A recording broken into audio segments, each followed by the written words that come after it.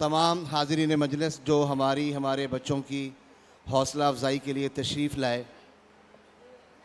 سب سے میں ان کا تہہ دل سے شکر گزار ہوں۔ بہت اچھی بات یہ تھی، تمام خواتین نے بھی اور مردوں نے بھی بہت سکون اور اطمینان سے اور توجہ سے پروگرام کو دیکھا، سنا۔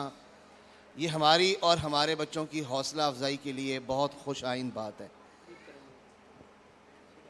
تو اب چونکہ پروگرام اپنے آخری مراحل میں داخل ہو رہا ہے، تو آج کے ہمارے اس تقریب سعید کے مہمان خصوصی علامہ مولانا زاہد الراشدی صاحب، استاذ الحدیث، نصرت العلوم، ستارہ تمغہ امتیاز اور عظیم اسکالر، ہماری اور آپ کی اور ہمارے بچوں کی حوصلہ افزائی کے لیے اپنی گو مصروفیات سے وقت نکال کر وہ تشریف لائے ہیں۔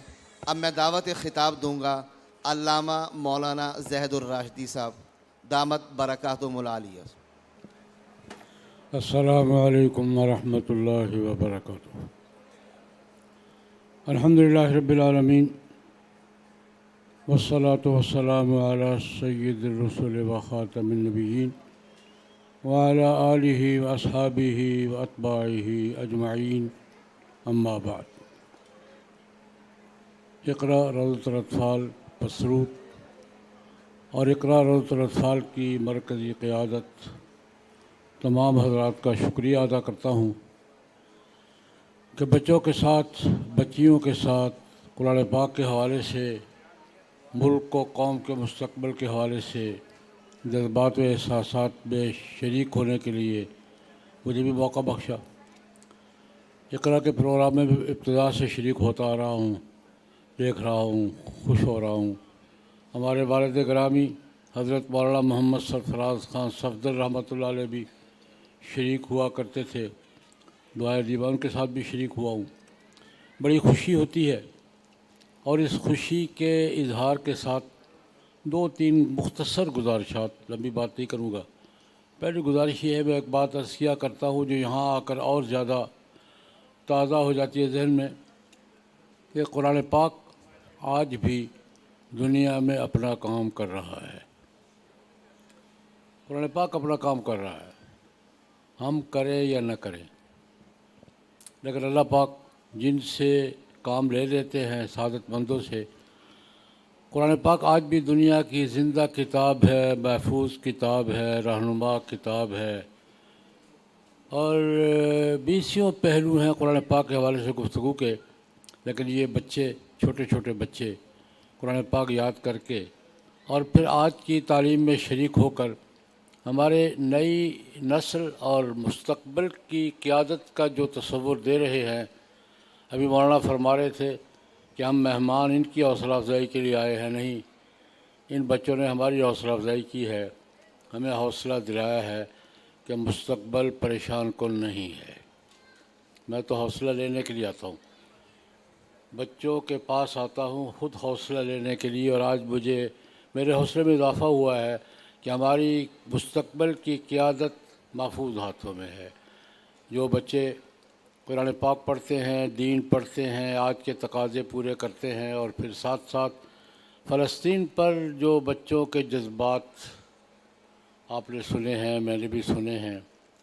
ایک بات اگر آپ اجازت دیں، واللہ عالم اجازت دینی چاہیے یا نہیں دینی چاہیے، لیکن میں تھوڑی سی جرات کرتے ہوئے میں تھوڑا سا اجتہاد کر لیا کرتا ہوں کہ یہ جو بچوں نے فلسطین کے حوالے سے باتیں کی ہیں، میرا تو حوصلہ بڑا ہے، امید پیدا ہوئی ہے کہ مکمل سناٹا نہیں ہے، سناٹا ہم بڑوں میں ہے، کان ہمارے بند ہیں، ہم بڑوں کے کان بند ہیں، ہم بڑے کی آنکھیں بند ہیں، ہم بڑوں کے دلوں پر غلاف چڑھے ہوئے ہیں، لیکن بچوں کی آنکھیں کھلی ہیں، بچوں کے دل آزاد ہیں، بچوں کی سوچ بیدار ہے، بچوں کے کان کھلے ہیں۔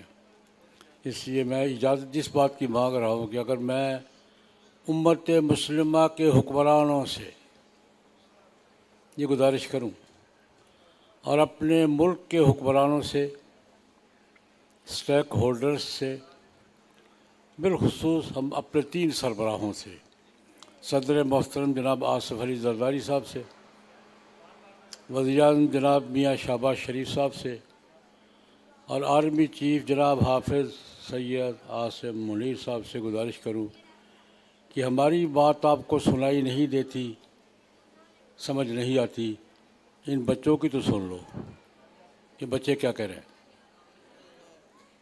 مسجد اقصیٰ کے لیے، فلسطینی بھائیوں کے لیے، امت مسلمہ کے لیے، اسلام کے لیے مستقبل کی قیادت کی بات تو مہربانی کر کے ہاتھ جوڑ کے کہتا ہوں اپنے تمام سٹیک ہولڈر سے اور بالخصوص ان 3 بڑوں سے کہ آپ ان کی بات ہی سن لیں یار، یہ کیا کہتے ہیں، مستقبل کی قیادت کیا کہتی ہے، ہماری مستقبل کی نسل کیا کہتی ہے۔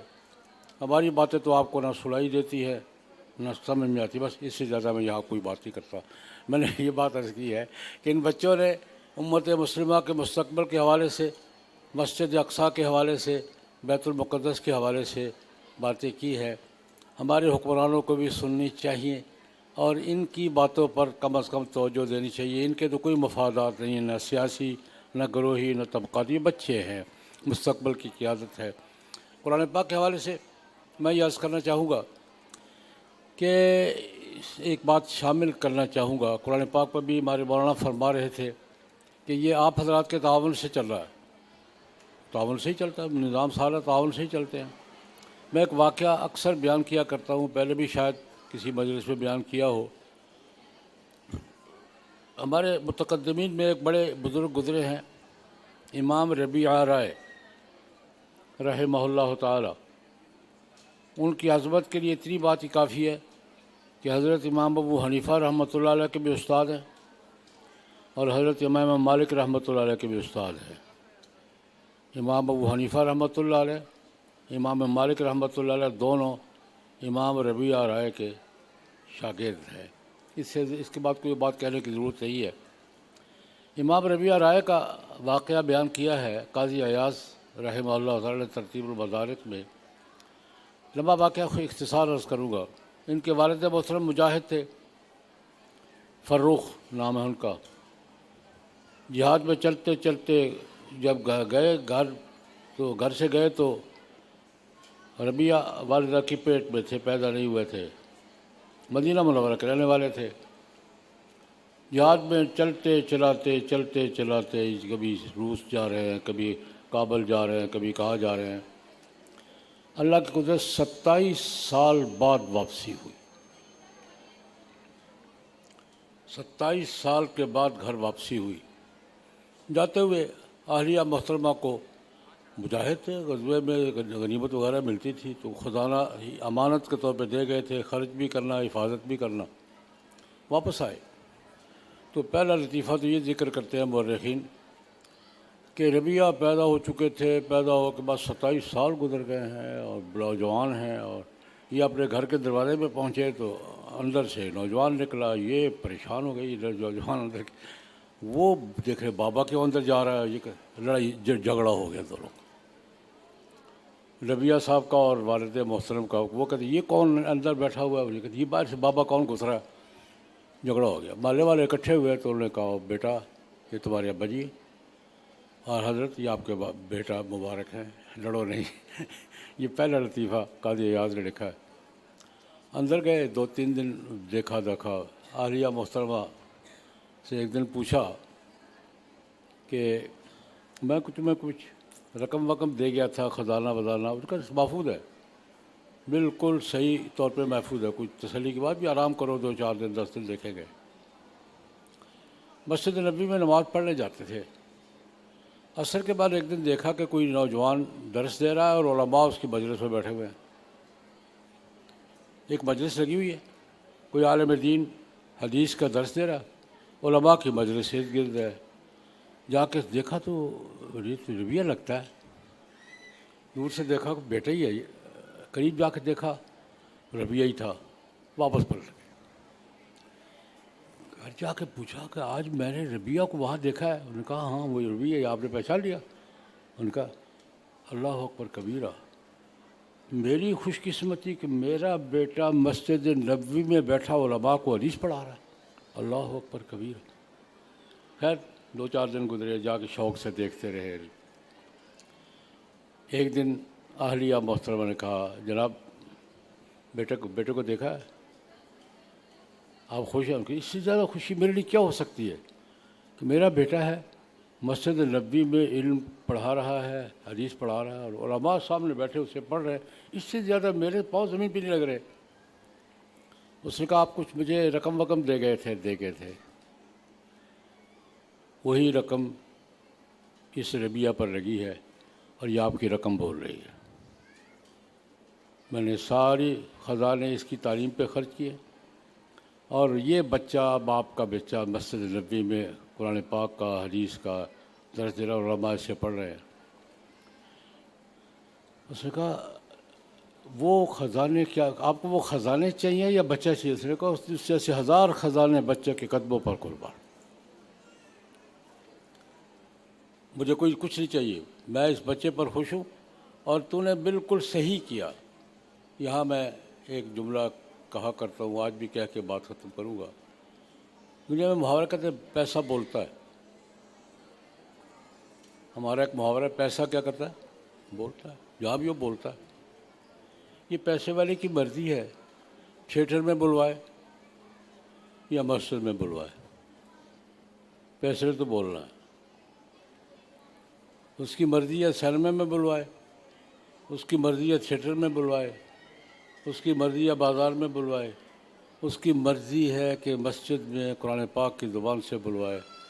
پیسہ بولتا ہے. ربیہ کی ماں نے یہی کہا تھا خاوند سے، یہ آپ کا پیسہ بول رہا ہے. آپ کی مرضی ہے، اللہ پاک آپ کو اور زیادہ دے، لیکن پیسے کو بلوانا کہاں ہے یہ آپ کا انتخاب ہے. اس سے بہتر کوئی جگہ نہیں کہ میرے پیسے میرا بچہ دین کا درس دے رہا ہو، قرآن پاک کا درس دے رہا ہو. اللہ تبارک و تعالیٰ ان بچوں کو، ان اداروں کو ترقیات و ثمرات سے نوازے، اور ہم سب کو اپنے اپنے پیسے صحیح جگہ پر بلوانے کی توفیق عطا فرمائے. اس کے ساتھ میں بچوں کو بھی، اساتذہ کو بھی، اقرا اور ارسال کی قیادت کو بھی، منتظمین کو بھی مبارکباد دیتا ہوں، اور دعا گو ہوں کہ اللہ رب العزت ہمارے مستقبل کی اس قیادت کو اللہ پاک قیادت سنبھالنے کی توفیق دے. اللہ کرے ہمارے مستقبل کی قیادت یہی ہو، اللہ کرے ہمارے مستقبل کی قیادت یہی ہو، اور ملک و قوم کی خدمت کی توفیق عطا فرمائے. وآخر دعوانا الحمدللہ. جزاک اللہ. مولانا نے بہت زبردست مختصر وقت میں جامع معنی باتیں کی، اور آخر میں جو بات کی ہے وہ تو بہت قیمتی، اور میرے خیال میں ہمارے لیے ایک سبق ہے کہ پیسہ تو ہر ایک کے پاس ہے، لیکن دیکھیں اس کو خرچ کہاں کرتے ہیں.